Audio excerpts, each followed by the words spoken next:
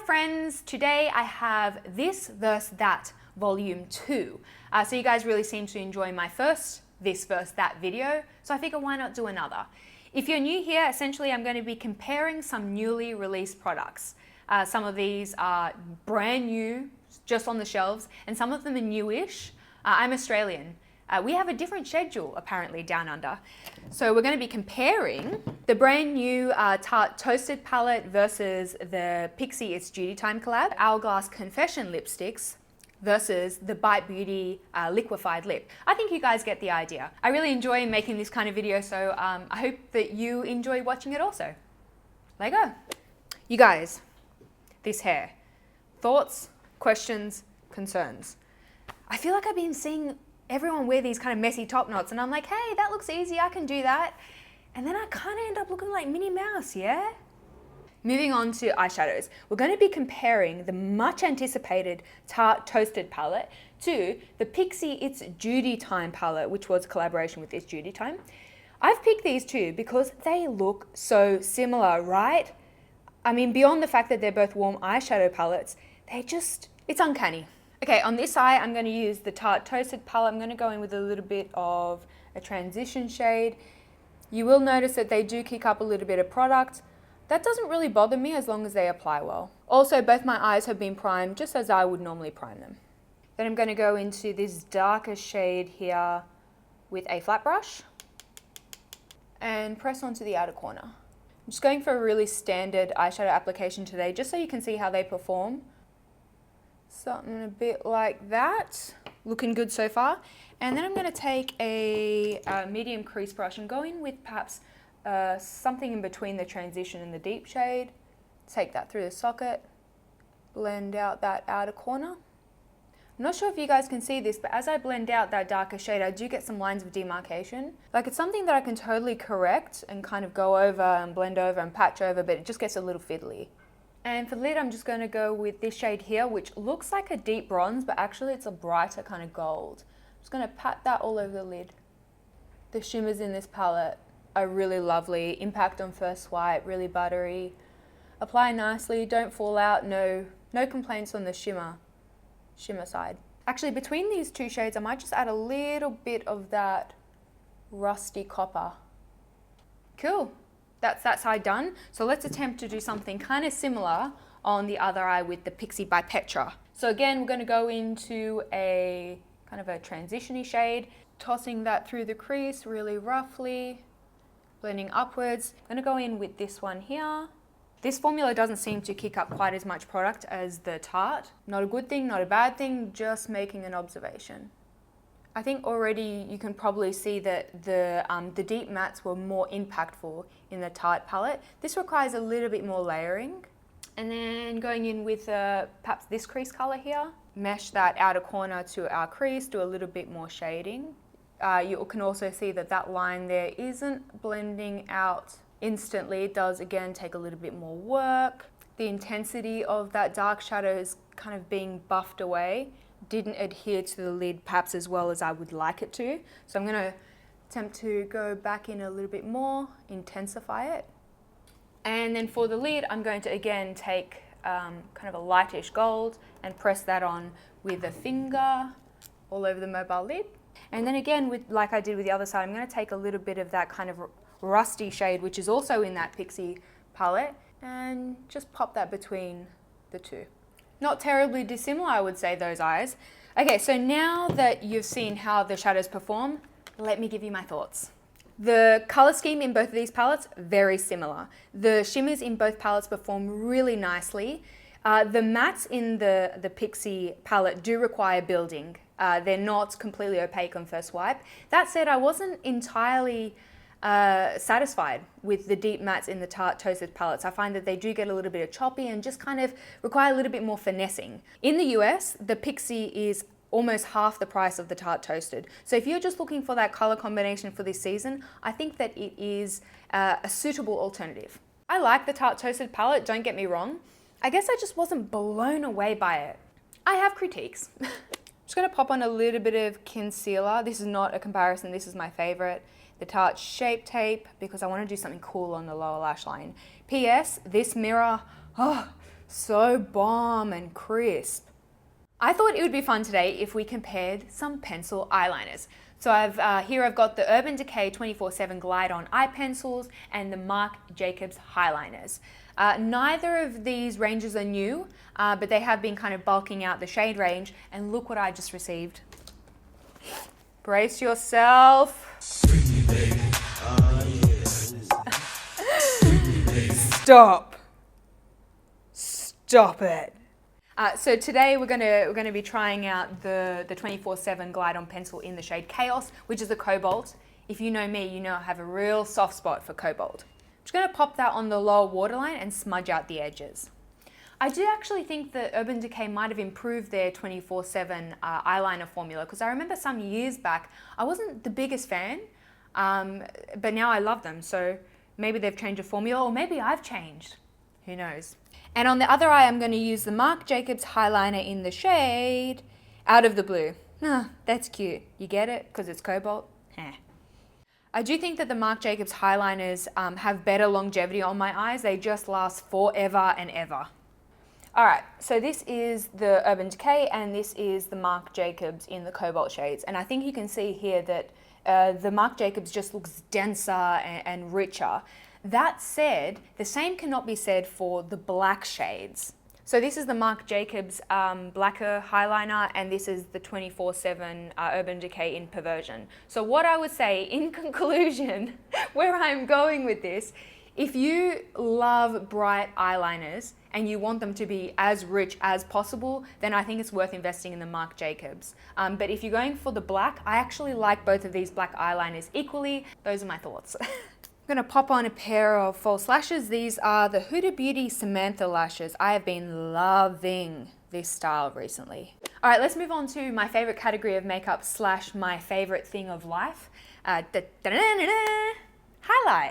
So we're going to be comparing the Hourglass Ambient Metallic Strobe Lighting Palette, which is a limited edition 2017 holiday palette, limited edition shades. And then we also have the Ciate Glow 2 highlighter in the shade Starburst.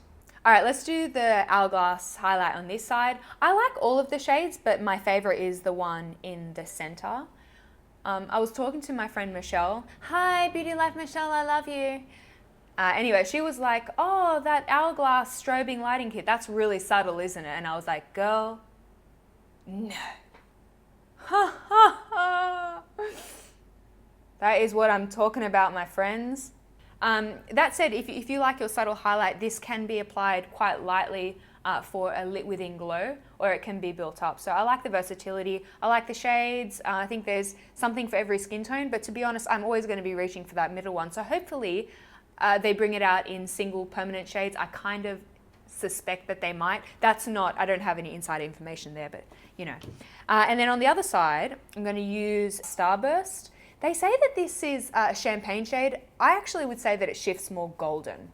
So hopefully you can see that I am getting some pretty intense shine straight away. This is also a really beautiful highlight. I'm going to pop a little bit of these on the inner tear ducts as well. A little bit of Starburst on this side. This is going to sound funny, but I don't have great tear ducts. I was doing someone's makeup recently. Who was it? And I was saying to her, like, you have the best tear duct. She was like, that's a really strange compliment. So this is the Hourglass highlight there. And then this is the Ciate highlight. The moral of this story is that, surprise, I love them both because I just love highlight. If you are super fair, I would maybe steer clear of Starburst because it does have that peachy yellow shift.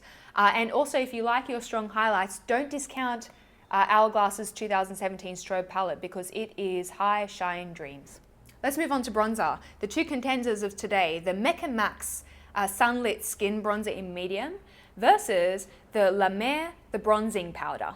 On this side of my face, I'm going to use the Mecca Max. So if you're not familiar with Mecca Max, it is the new brand released by Mecca Maxima.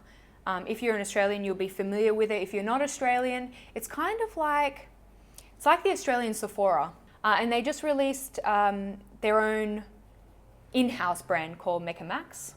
Really like the tone of this bronzer. And they say that it's light reflective. So what I've kind of gathered by that, it's not 100% matte, but it's not shimmery.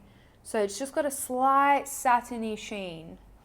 They run these PT sessions outside my window. So I feel like I'm getting like motivation all day long. You can do it, come on. And on the other side, I'm gonna use the La Mer bronzing powder. So this one actually has a little bit more of a lighter kind of golden tone when compared to the Mecca Max. And this one is quite sheer and quite shimmery. It does have a considerable amount of glow to it, but by far the most glaring element to me of this bronzer, and you can't even see it because it's the smell. My gosh, I'm not even one to typically comment on smells. I'm not super sensitive to them, but wow. Kind of a little bit like baby powder. So if you're not a huge fan of scented products, you can safely skip this. Okay, so this is the Mecca Max bronzer. And then this is the La Mer bronzer. All in all, both of these bronzers perform beautifully. I personally would not pay 120 AUD for this La Mer bronzer. I don't see $120 worth of amazingness on my face, and also that smell is quite jarring. But if it interests you, it is a limited edition product, so go get your hands on it. I really like how the Mecca Max bronzer performs. I really like a lot of their products actually. Definitely worth going to Mecca Max and Mecca Maxima and checking out their recent releases. I've got two kind of illuminating blush formulas to compare. So this is the Ciate Illuminating Blush in Date Night versus the MAC Extra Dimension Blush in Fairly Precious. It's going to use a bit of Date Night on this side. It's kind of like a warm rosy tone. And this one, it kind of has flecks of shimmers throughout, but it's not a super metallic formula. So that's the color there, quite a pretty flush. And then on the other side, I'm gonna do the MAC Fairly Precious, which is a similar tone. It's got that kind of warm rose situation going on, but this one is definitely more on the metallic side. Damn, look at the apple of my cheek, man. Okay, that's the Ciate there, the MAC Fairly Precious on this side. So I think you guys can see that MAC is beaming, but the colors are quite similar.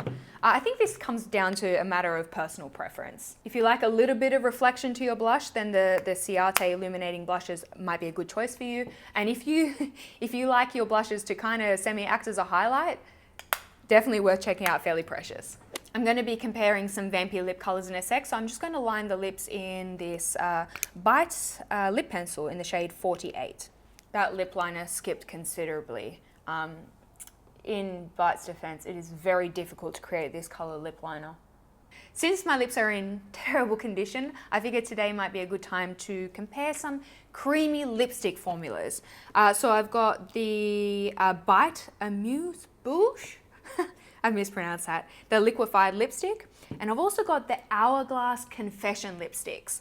I am the luckiest girl in all of the world. I received the Bite liquefied lipstick collection. I went to an event the other day, and I've also received, look at this, the entire collection of the Hourglass Confession lipsticks. I'm going to use the Bite liquefied lip in Masala on the right hand side of my lip. This formula has just come to Sephora Oz, so go check it out. This is not a liquid lipstick as we know it, right? It doesn't dry down entirely. It's a creamy lipstick formula that happens to be a liquid. And on the left side of my face, I'm going to use the Hourglass Confession lipstick in I Hide My, which is actually a pretty similar color. I'm impressed. Good job, Kramer.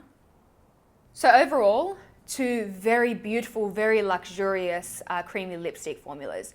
I chose a dark shade so that we could better test the opacity, because dark shades are really hard to pin, and I think that these both look beautiful and opaque. I will say if you tend to prefer your lip colors to be more lightweight, you don't want to feel them on the lips, then I would go with the Hourglass, because the liquefied lipsticks, they're quite thick. They're cushiony and they're comfortable, but they definitely feel like something on the lips. So yeah, hope that was helpful.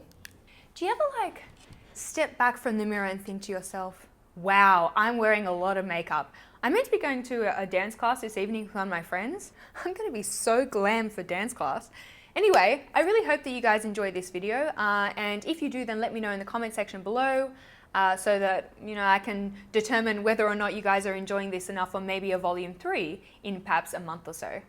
Yeah, if you haven't yet subscribed, please do that. It means a lot to me. I hope that you're all having a wonderful day, whatever it is that you're up to, and I will speak to you all very soon. Bye.